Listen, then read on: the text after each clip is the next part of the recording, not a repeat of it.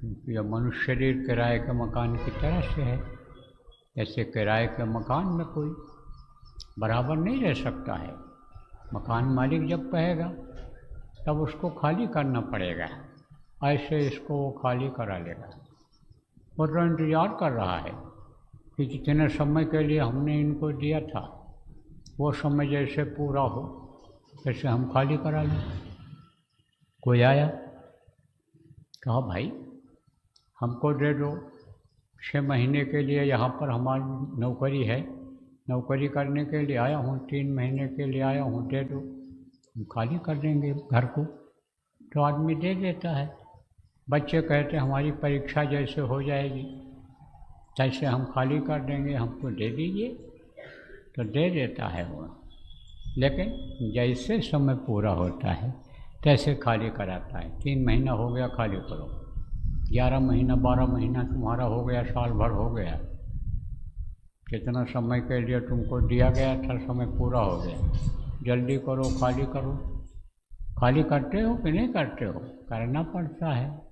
ऐसे ये किराए के मकान को खाली करना पड़ेगा और वो इंतज़ार कर रहा है। काल किसी को छोड़ा है? काल किसी को नहीं छोड़ा।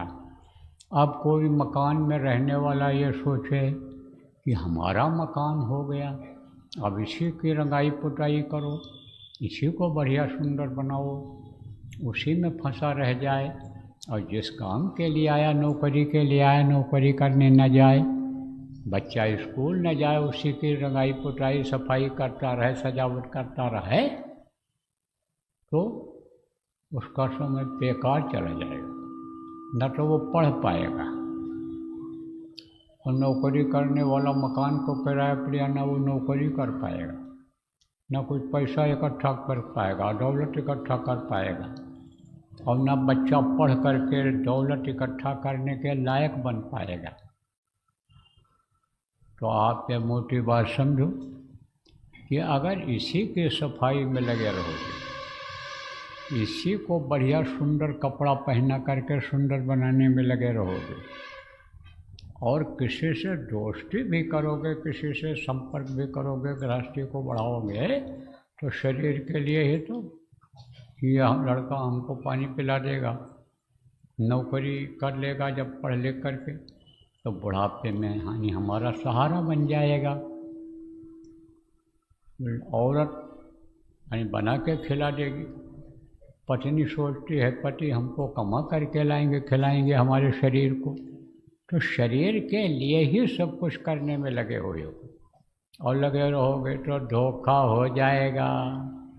धोखा किसको कहते हैं कि जैसे कहे भाई धोखा हो गया, हम अपना घर समझे थे, इनके घर में चले आए, धोखा हो गया, इस रास्ते पर जाना चाहिए उस रास्ते पर चले गए।